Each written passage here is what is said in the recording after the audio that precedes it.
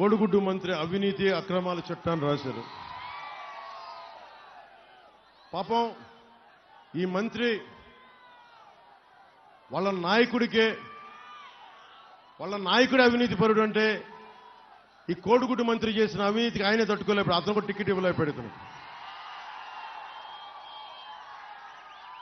List చదవమంటారా? కోడిగుడ్డు మంత్రి చదవ.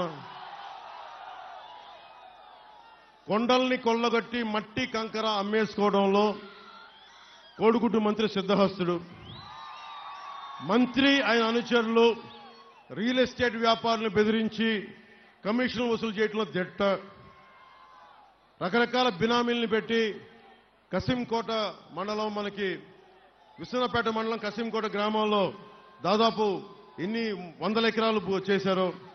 క్వారీల యజమానులు బెదిరించి కమిషన్లు గుంజుకోవడం, రియల్ ఎస్టేట్ వ్యాపారాలతో పాటు ప్రైవేట్ సెటిల్మెంట్లో కూడా ఆరితేరిపోయారు వీళ్ళు. పాసు పుస్తకాలు ఇవ్వాలన్నా, మ్యూటేషన్లు జరగాలన్నా మంత్రి బినామీల అనుమతి తప్పనిసరి. రేపొద్దున మా ప్రభుత్వం రాగానే ఈ బినామాల సంగతి పడతాం మీకు.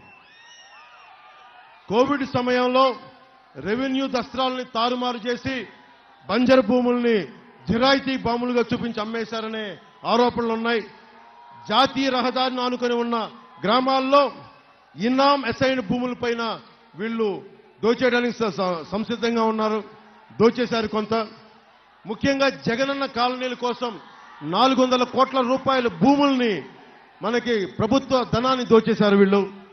పిసినికాడలోని 80 ఎకరాల దళితుల భూమిని, ఒకవైపేమో విజయవాడలో 100 అడుగుల పైన అంబేద్కర్ విగ్రహం అని చెప్తారు, ఇక్కడ డాక్టర్ సుధాకర్ని పాపం చంపించేశారు, పిచ్చోడిని చేశారు. ఇంకోవైపేమో పిసినికాడలో 80 ఎకరాల దళితులు అసైన్ భూముల్ని ఎకరానికి 60 లక్షలు విలువ చేసే భూమిని మనకి 13 లక్షల చొప్పున బలవంతంగా లాగేసుకున్నారు.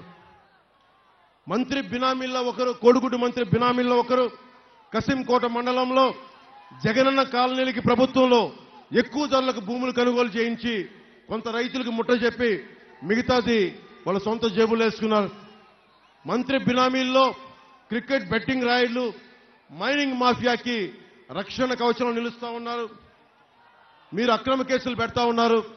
ప్రభుత్వం రాగానే మీ బినామీలకి, ఈ రౌడిజంకి బలమైన చెక్ పెడతాం.